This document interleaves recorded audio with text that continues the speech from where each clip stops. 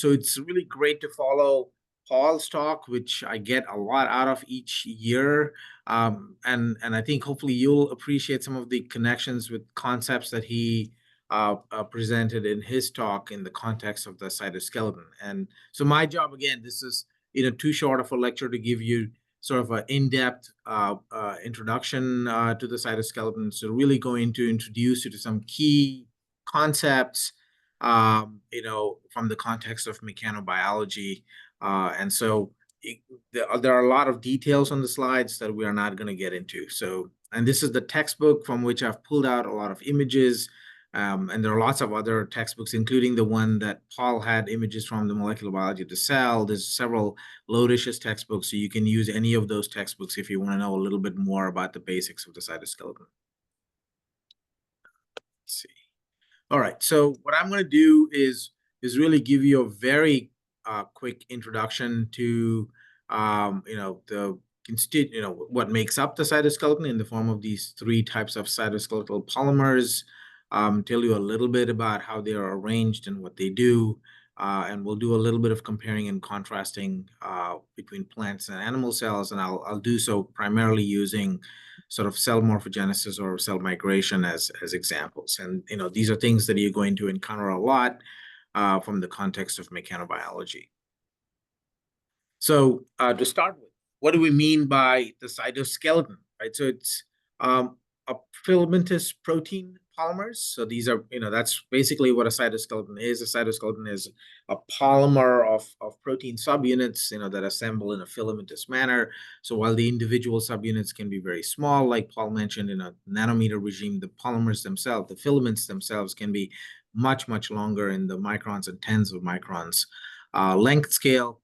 And while the term cytoskeleton, the genesis of that is rooted in sort of the visualization of these cellular filaments using electron microscopy, which gives you static snapshots. And so, when people saw these things crisscrossing the cytoplasm of cells, they sort of imagine, oh, this is kind of like the skeleton of the cell that's giving its form and structure, and hence the name cytoskeleton. But it's very clear now, and it's been clear for a long time, that in fact these polymers are not static, and they're incredibly dynamic. And the dynamic nature of these polymers, particularly for actin and microtubules, is actually very important for their various functions. So don't think of them as, that's why I've underlined dynamic. If anything, if there's a few things I want to take away from this lecture, one of them is to remember that cytoskeleton is a very dynamic network. What does a cytoskeleton do? Lots of things, lots of really important things. They're important for giving cells their distinctive shapes so that you can recognize different cell types, right, by their shapes, for example. They organize the interior of the cell, and we'll talk briefly also about motor proteins. The cytoskeletal filaments themselves can exert force, but a lot of organelle movement and positioning in cells also depends on these motor proteins that use the cytoskeleton filaments as tracks. They're super important for force generation, and so that's why you hear so much about the cytoskeleton, or some aspect of the cytoskeleton, when it comes to cell mechanobiology.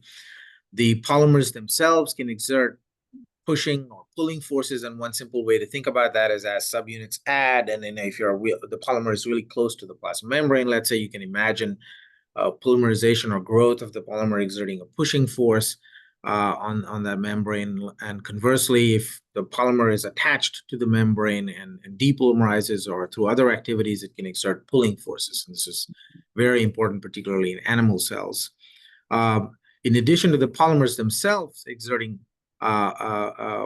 forces or doing work, motor proteins, which are a class of cytoskeleton-associated proteins that walk or move along cytoskeletal polymers, specifically actin and microtubules, they can also, of course, exert force and do work, and that can be in the form of moving some cargo, like a vesicle or organelle, but also in other ways, such as sliding forces, right, where they're moving with respect to each other. So this is super important for muscle contraction, for example, or when a spindle is is pulling apart sister chromatids during mitosis.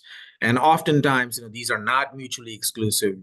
Polymer-generated forces and motor-generated forces often work in concert, and sometimes cooperatively, sometimes antagonistically, depending on the situation. And mitosis is a great example. So if you go back and review mitosis and think about spindle assembly and all the different forces that are present in the spindle and important for its task, it's really all about what we're talking about today. So what makes up the cytoskeleton? There are three types of cytoskeletal filaments. There's actin filaments, which were discovered, we know a lot about. And the first ones to be discovered and studied in detail, then came microtubules, and then finally the intermediate filaments. So you see on the top panels just some schematic representations of these polymers and gives you and some information about how wide these filaments are. So actin filaments are very thin. Microtubules are literally tube-like structures, so they're hollow on the inside, although now we are beginning to know and a little bit more about proteins that are found at the inside of microtubules called microtubule inner proteins.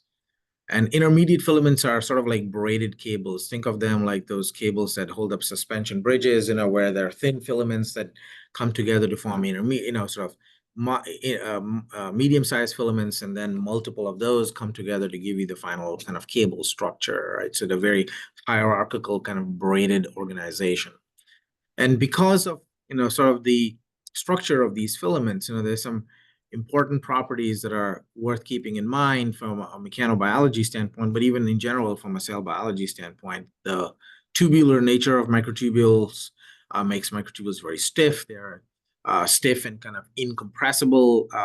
They're stiff. They're most stiff cytoskeletal polymer among these three. And so this has to do with the second moment of area that you can look up later, why pipes are harder to bend than rods, for example. So conversely, actin filaments, because they're sort of like thin rods, they are much, much, much less rigid than microtubules. And so oftentimes you see cells in cells, actin filaments get bundled extensively if the cell is depending on these thin, rather flexible rod-like structures to kind of hold up something like a microvilli and maintain that shape. Intermediate filaments, again, because of the nature of how they are assembled, they're very flexible. They're like ropes, but very strong, specifically for withstanding tension or tensile forces. And so, famously studied and important in skin cells, where keratin, which is a type of intermediate filament, sort of extends from one junction to the other junction, and is really important for the integrity of our skin. So if you have mutations in keratin or other components that are important for connecting the keratin in these cells, then you get these sort of fragile skin diseases or that arise. One thing to note is at present, at least, we don't, there are no canonical kind of intermediate filament-like proteins in plants. So in animals, we have actin filaments, microtubules, and intermediate filaments, but in plants, we pretty much have just actin filaments and microtubules, no intermediate filaments. All right, so very, very brief introduction to each of these cytoskeletal polymers. Again, we don't have time to go into details, and please shout out if you have any questions. So I'm happy to stop, and I would rather have a discussion than worry about going through all the slides today. So actin cytoskeleton, it's a little bit sort of awkward because the subunit, the Lego brick that makes up the actin cytoskeleton, the monomer and the polymer both share the same name, actin. And so to distinguish between what we are referring to, people often use the word G-actin, which is referring to globular actin, the subunit here that is depicted on this picture. And then when these subunits come together and polymerize to form a filament, that's called F-actin for filamentous actin, or also sometimes referred to as microfilament or actin filament, all the same thing. So the subunit This G-actin subunit is highly conserved in plants and animal. G-actin share a lot of structural similarity, even though the primary amino acid sequence might be slightly more different.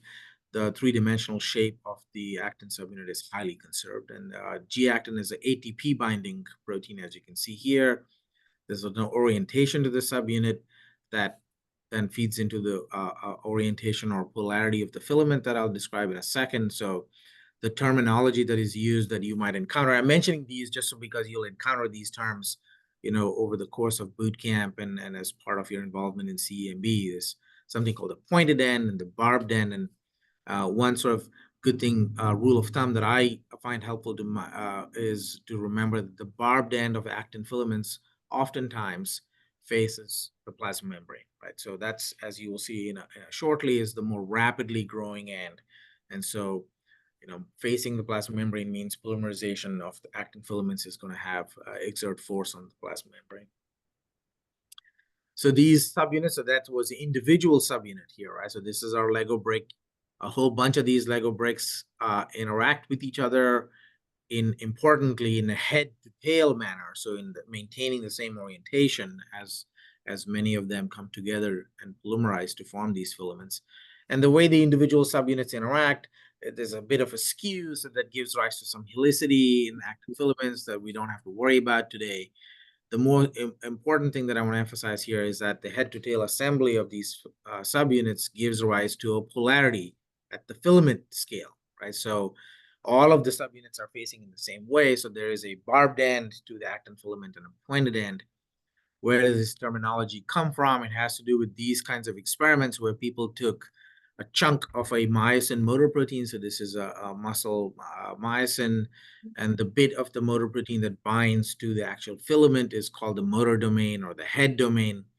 So if you incubate actin filaments with these myosin motor domains or head domains, they bind to the actin subunits at sort of an angle, and so you see this kind of arrowhead type decoration. So that gives the impression that there's a pointed end and a barbed end on the opposite side. Why is this? Why does it matter? Why am I spending time talking about this? Well, it's for the following reason: is the polarity of the filament is not just a structural polarity, but there's a kinetic polarity as well that arises. And we're not going to worry about the details of the kinetics depicted on this slide here. Just to make the point that you can see this in the electron micrograph itself in the panel A, that if you take an actin seed, so a little pre-polymerized actin filament that has been decorated with these myosin heads, so that you can visualize the orientation of the actin filament. So you can see now with using this EM image that the pointed end is on the top and the barbed end is on the bottom.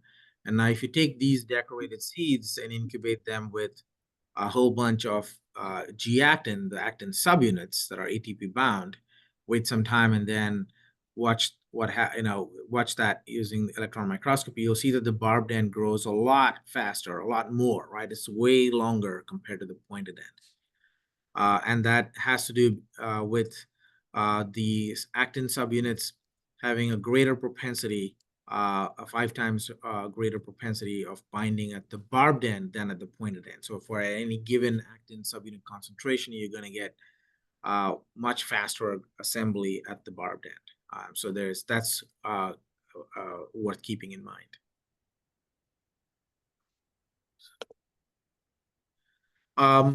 So while you can, so this is a self-assembly process. These, and you can go back to Paul's slides that he wasn't able to cover. So the cytoskeleton all of the cytoskeleton is really a fantastic example of what we call macromolecular self-assembly that takes place in cells, where protein subunits come together to form large scale, from a cellular perspective, large scale assemblies called macromolecular assemblies, like cytoskeletal filaments, coats like clathrin coats that will bend membranes, for endocytosis, for example. There are many other examples of macromolecular assembly, including viruses. Actually, the viroids are a good example of that as well, that Paul mentioned. So you can do these kinds of experiments in vitro. And in fact, this picture is from an in vitro experiment. All you need is purified actin subunit, load them with ATP, and if you provide enough of them in terms of concentration, then they will self-assemble and polymerize. But in cells, cells don't rely on the chance events of sort of actin polymerizing. Um, uh, Pretty much all aspects of the life cycle of actin filaments are tightly controlled and regulated in cells. So it's important for a cell to assemble actin filaments at the right time and in the right location, and to make sure that they are organized in the correct manner. So how does it happen? Well, the cell has an enormous molecular toolkit, hundreds of proteins, probably more than a couple hundred proteins described by now in various systems that are actin binding proteins. And there are lots of different flavors of actin binding proteins or families of actin binding proteins. And some of the key ones are depicted here. So some actin binding proteins bind to the monomer, the G-actin subunit, and will either prevent them from polymerizing or will enable, sort of prime them to be competent for polymerization.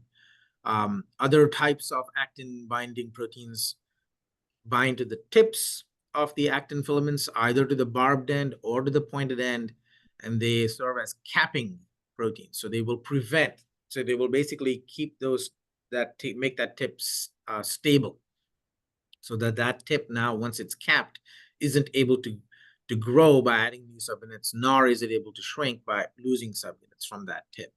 And so this is, you can imagine, a really useful way for a cell to sort of uh, make actin filaments of a certain length, or keep them stable and prevent them from being dynamic for certain time scales. So in muscle, our sarcomeres, the actin filaments are capped at both ends, and that's really important so that muscle contraction is a sort of coordinated process. If the actin filaments were dynamic in our muscle, you'd have real problems with muscle contraction.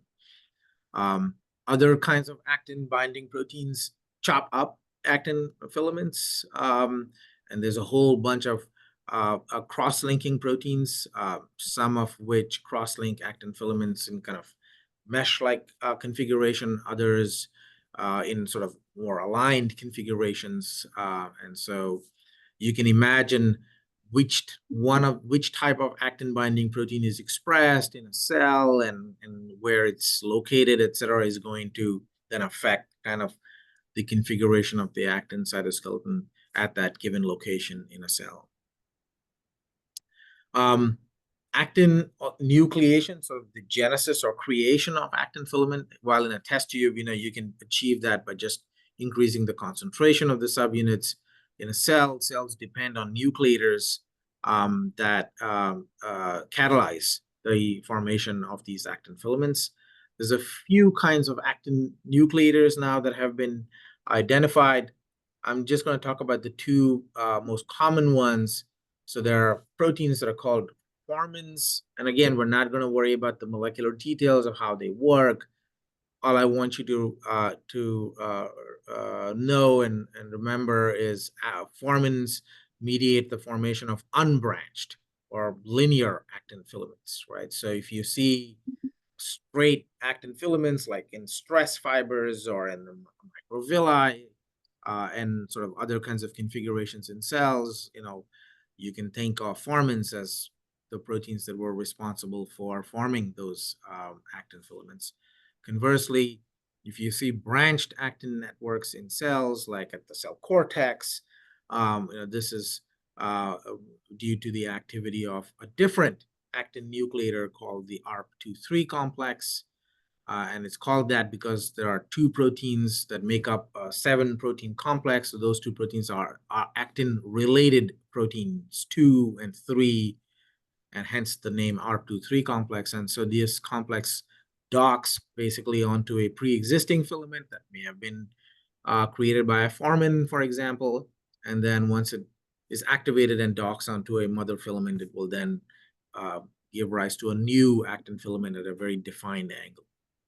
So you get these branched networks. It's really important for amoeboid cell motility that as I'll show you briefly in a few slides. All right. Any questions so far? So that's our super short whirlwind tour of actin. I have one question real quickly. Mm-hmm.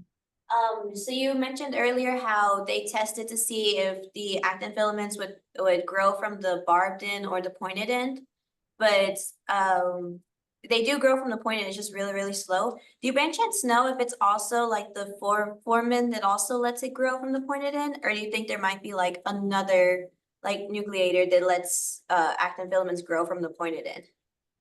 I don't know of any nucleator that promotes growth at the pointed end. Foramens are famous for promoting the growth. The growth is happening at the barbed end.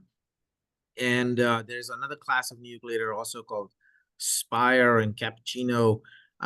Yeah, those are also barbed end nucleators. So that's the rate of growth is so much faster at the barbed end that's where you would, if you wanted to control the length, the average length of an actin filament, right, it would make sense to do that at the barbed end because the pointed end is so slow. Does that make sense? Yes. Thank you. Yep. So with the ARP23 complex, you see that the ARP23 complex not only nucleates an actin filament, but then it also serves to cap the pointed end of that actin filament. So this end here that's stuck to this green ARP23 complex is the pointed end. So the barbed end that's you see with the capital B is what's growing away from the mother filament. The pointed end stays bound to the ARP23 complex. All right, so moving on to microtubules. So this, again, these are tube-like polymers, so they are much stiffer than actin filaments and quite non-compressible. You can see an image and an electron micrograph cross section of them. So it is indeed a sort of a tube structure.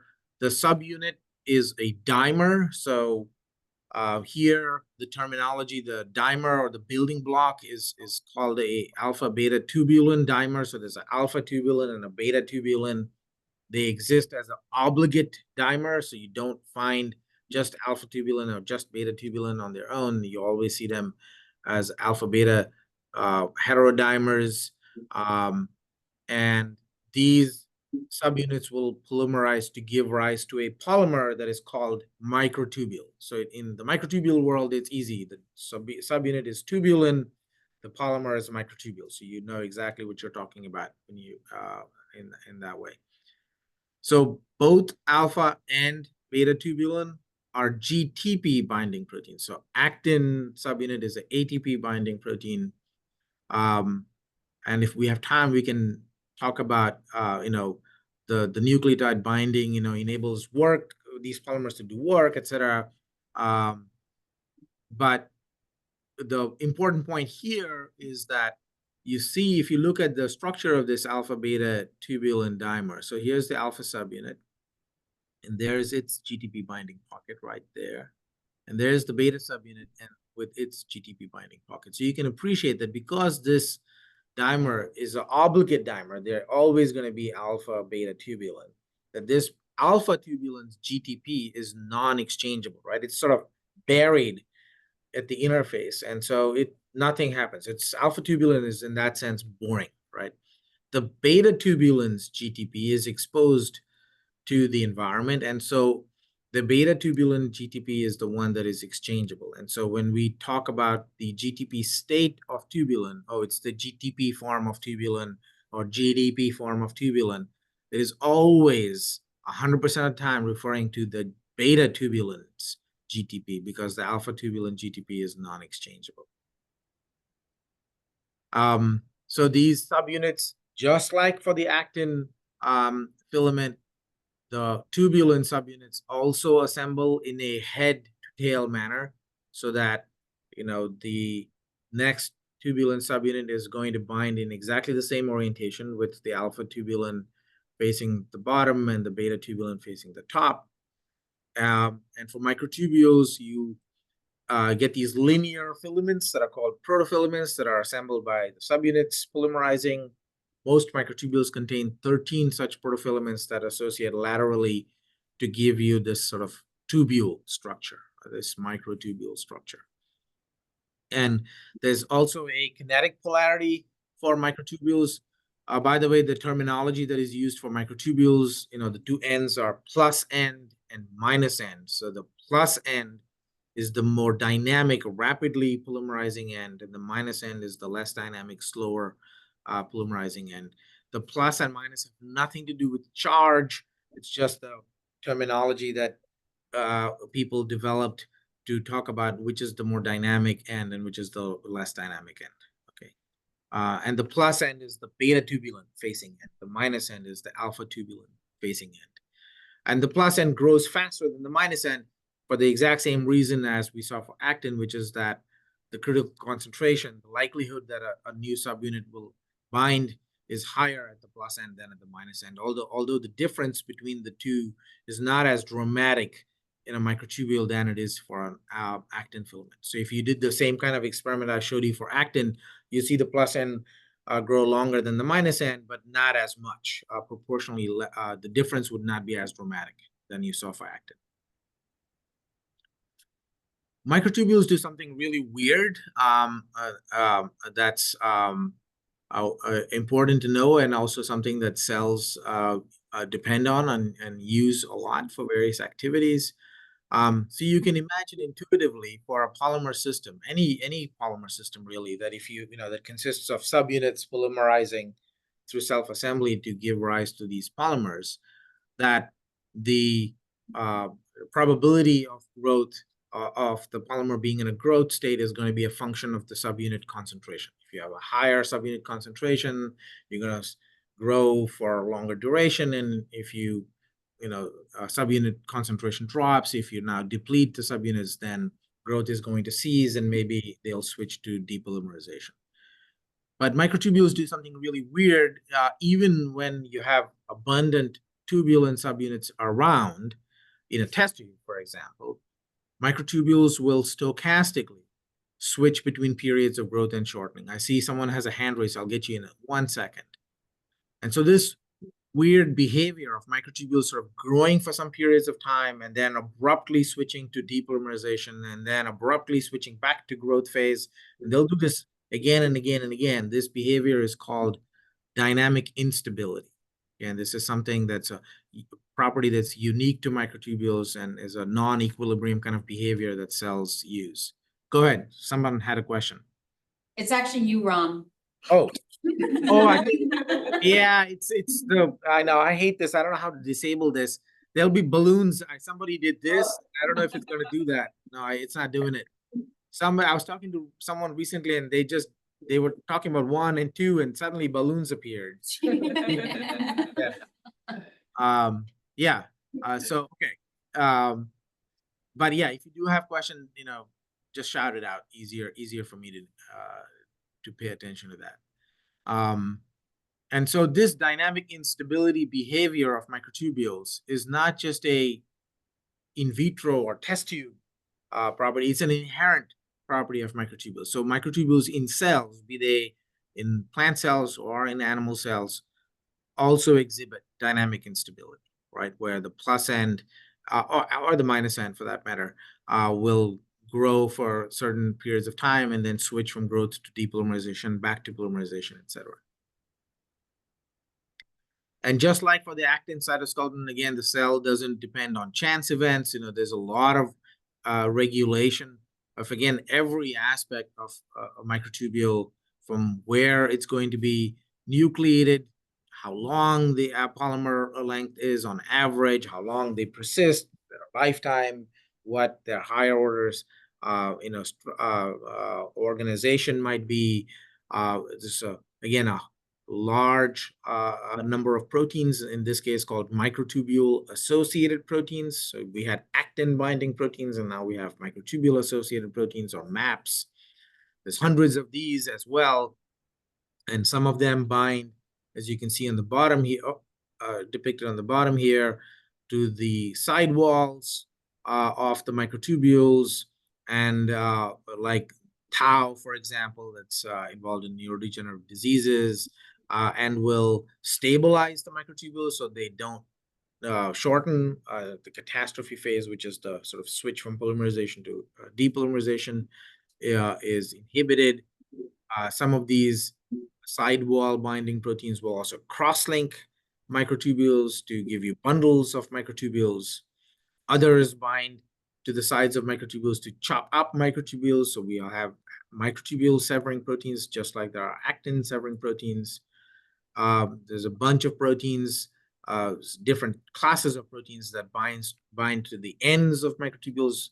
There are plus end binding proteins, and then there are separate minus end binding proteins that either regulate the dynamics of the plus and the minus ends, and or in some cases will connect or cross-link a plus end, for example, to some other structure in the cell, like the chromatid, or actin filament, or the plasma membrane. In addition to these structural maps, right, that kind of regulate the dynamic behavior, the polymerization dynamics of microtubules, we also have motor proteins, but I'll get to those in a second. We're going to talk about myosins and kinesins and dyneins in a minute. And there's also monomer or the subunit binding proteins, just like we saw for actin. So there are proteins that will bind to the tubulin dimers and prevent them from being incorporated in polymers. So they sort of sequester these tubulin subunits. There's a nucleator, but there's really one nucleator for microtubules, unlike for actin filaments, although now there's more and more evidence that perhaps there's some other mechanism as well, but that's still very mysterious. So the microtubule nucleating complex is called a gamma tubulin ring complex, this gamma TURC. And that's because this yellow subunit that you see in these cryo-EM images is a tubulin-like protein, not alpha tubulin, not beta tubulin, but gamma tubulin. And this protein complex has 13 gamma tubulin subunits. And when this protein complex, or the gamma TURC complex, is in its activated state, you can now easily imagine in this sort of bottom top down view, that you now have a template for a microtubule, right? You have 13 tubulin subunits, and you can easily imagine alpha beta tubulin subunits associating with that to seed a new microtubule to form. Moving on to intermediate filaments, unlike actin and tubulin subunits, the intermediate filament subunits vary quite a bit in size, as you can see from the examples here, like the neurofilaments NF here that are found in nerve cells. Their subunits are much larger. This is in the number of amino acids here in these in this protein chain, compared to, for example, vimentin or lamins, which polymerize to form the nuclear lamina. Those are also an example of an intermediate filament. So you see variation in subunit size, whereas actin subunit is very well conserved. Likewise, tubulin, I forgot to mention that. Tubulin subunits are also conserved. Plant and animal alpha beta tubulin dimers look remarkably similar. You can superimpose them structurally. But intermediate filaments, that's one big difference. Lots of different types of subunits that vary in size. Intermediate filament subunits also do not bind nucleotides. Actin binds to ATP, tubulin binds to GTP, but these intermediate filament subunits don't bind nucleotides. Another difference, that while they do have, kind of vary in size, you can see that structurally they sort of have the same kind of setup, right? There's a long kind of coil domain, and then sort of a globular ends on both sides of these intermediate filament subunits. So this would be a subunit of an intermediate filament. It's a dimer. And then the assembly is hierarchical, like I alluded to earlier, where these subunits will first come together in a head-to-tail manner, but then they will associate in an anti-parallel configuration with another one of these. And so you then have this tetramer building block that has no polarity. And that's another big difference, is unlike actin and microtubules, where the filaments have polarity, intermediate filaments don't have polarity. There's no net polarity. And I already mentioned, some of the kind of functions of these filaments, in terms of sort of, their ability to withstand tension, right? I'm going to skip this. I already sort of had that on the title slide. So just going to use a sort of cell morphogenesis as an example to think about some of the similarities and differences between plant and animal cytoskeleton. So our cells, as Paul mentioned, not surrounded by a rigid cell wall. So our cells are kind of soft and squishy, and the cytoskeleton filament generated forces are sufficient to deform the membrane. So you can create protrusions, for example, right? And so that's what is depicted in this slide. In a motile cell like a fish keratocyte, there is a massive burst of actin nucleation. You can see the branched actin structure here. So this is all ARP2/3 complex mediated nucleation. And you can imagine if you have such a large number of actin filaments all growing with their barbed ends facing the plasma membrane, that's going to push on the plasma membrane, projecting it forward. And that's sort of what's schematically shown here on the right, right? So our cells are shaped and also they move. You can couple this with movement if a protrusion is followed by adhesion, right? If a protrusion doesn't adhere, then there's really no, it might retract and that might happen and you get these kind of ruffling kinds of behaviors. But if you protrude and then adhere to the substrate, then you can move by retracting the back end and creating a new protrusion, adhering, and so forth. So now the cell is able to crawl in a particular direction, for example. And this type of kind of morphogenesis mechanism doesn't work for plant cell and also for bacteria and fungal cells because of their rigid cell wall. The cytoskeleton generated forces is just minuscule compared to the strength of the cell wall. But nonetheless, the cytoskeleton still is important for shaping both bacterial cells and plant cells, but it happens in an indirect manner. So in our cells, the cytoskeleton directly sort of imposed a new shape on a cell by creating a protrusion, for example. But in a plant cell, that doesn't work. So what does the cytoskeleton do in a plant cell? As Paul mentioned, the turgor pressure can be very high in most actively growing cells. This can be like 3 to 5 times car tire pressure.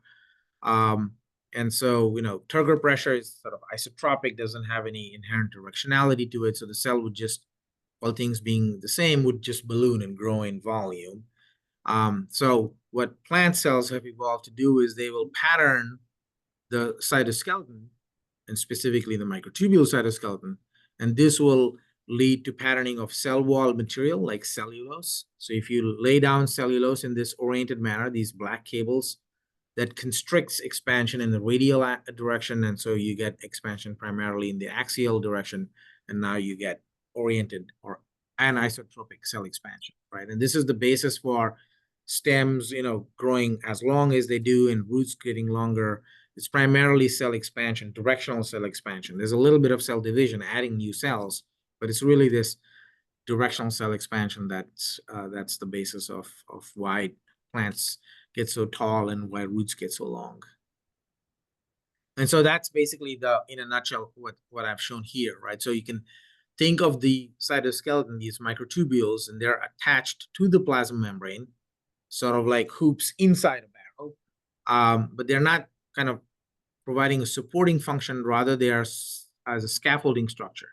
It's going to guide and lead to the oriented deposition of cell wall material like the cellulose, and that's the net orientation of that cell wall material gives rise to material anisotropy in the wall that shapes that sort of defines the direction of cell expansion. Now, our cells move, plant cells don't move, right? The cell wall is just too strong for any deformation and kind of movement to happen. Algae can move. So there are single cell algae like Chlamydomonas, which is used as a model system, sort of a favorite model system for looking at cilia or flagella motility. Cilia, flagella are the same thing, by the way. But higher plant cells, like land plant cells, there's no motility. Our cells do move, and the velocity of cell movement can vary orders of magnitude, as you can see here. As you can appreciate, cilia-based motility is faster, than amoeboid motility. Now, this amoeba proteus moves relatively fast, just given how big it is compared to our cells, and so it can make these giant pseudopods that can move the cell relatively rapidly. But in our bodies, cells that move for a living, like white blood cells trying to find pathogens or fibroblasts depositing ECM material, their velocity is still considerably lower than a sperm cell that's using cilia to power its movement. The amoeboid cell motility is an actin-based process. So this slide is way too busy.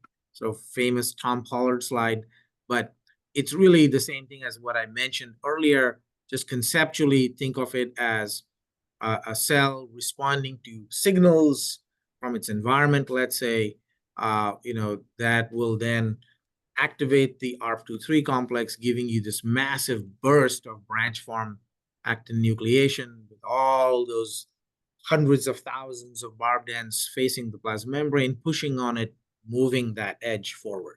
And then you would need to adhere and do the same thing again and again to move the cell. So that's amoeboid motility in a nutshell. Cilia-based motility is microtubule powered, right? So amoeboid motility, actin cytoskeleton is the dominant player here. Cilia or flagella-based motility is the hardware is the microtubule hardware. That's the major player. And so you can have cilia moving cells, or you can have cilia on the surface of an epithelium, giving rise to these synchronized waves that will move, for example, the mucus, as Paul mentioned, that from our lungs, so that we can cough it out and get rid of those the dirt and pathogens that have sort of entered our lung when we breathe. But in either case, in all of these cases, if you were to look inside the cilia or flagella, so that's what you see in this middle panel here, the A1 labeled A here, all those little circles that you see, those are microtubules, right? So the cilia and flagella are jam-packed with microtubules. We're not going to worry about the details as doublet microtubules and so on and so forth. And it's a very complicated structure. Some people think of these as organelles. There's 200 plus proteins that are found inside the cilia and flagella that kind of arrange, important for the architecture of this organelle, as well as for their beating motion. So there's a bunch of motor proteins that are involved. There are dyneins that are really important for these cilia and flagella to bend and sort of beat. And that's an active area of research. Still lots of important questions that we don't, being pursued in terms of exactly how these things beat and what synchronizes them. To my knowledge, that's all still totally mysterious. So I talked about motor proteins, so I just have a couple of minutes, and so I'm just going to keep this brief. There's actin-based motor proteins, and those are called myosins. Microtubule-based motor proteins come in two flavors, kinesins or dyneins. It turns out that myosins and kinesins are evolutionarily related, and in fact, they are evolutionarily related to G proteins. Dyneins, totally different evolutionary origin. They are a very different type of protein, something called a AAA ATPase. But dyneins and kinesins are microtubule-based motors. Myosins are actin-based motors. And you can, I have only a few slides remaining, but I'll stop on this slide, which is just conceptually speaking, how a motor protein works, what it is not that difficult to understand, right? So these are ATP sort of powered enzymes, so they're sort of mechanochemical machines. But all motor proteins essentially have, a part that will bind to the track, the filament on which it's going to move or exert a force on. So myosins bind to actin filaments, kinesins and dyneins will bind to microtubules. So that portion of the protein, of the motor protein, is called a motor domain or the head domain. The other end, on the other end, is typically a cargo binding domain that will bind to a vesicle or organelle, for example. And the intervening structure is usually sort of coilish, kind of elongated structure, and that's called the stalk region. in some of the motor proteins. The motor domain is where the action is, of course, right? So that's not only the part that's binding to the track, but also the part that binds to and hydrolyzes ATP. All of these motors are ATP powered motors, all three. Okay. So you have basically the basic activities or steps for a motor protein is they have to bind to the track for myosin and actin filament, let's say. Then there has to be some conformational changes through as part of the ATPase cycle that leads to what's called a power stroke, basically a pulling force. And then you would need to release, rebind, go through the conformational change again to exert a force on the filament, detach, and so on and so forth. Now, this can lead to two different kinds of outcomes. If the motor itself is anchored, bound to the plasma membrane, let's say, and it's interacting with its track, because the motor is anchored, what's going to move is the filament, right? So you're going to exert, let's say, pulling forces on a filament. Conversely, if the track itself is highly bundled or in some other way anchored, then the motor is going to itself move. And so it's going to act as a transporter or to move cargo like vesicles and protein complexes, mRNA complexes, all sorts of cargo are moved by motor proteins in cells. And so I'll stop there. There's just a couple more slides that you can look at later, and I'll hang out for a minute or so if there are any burning questions.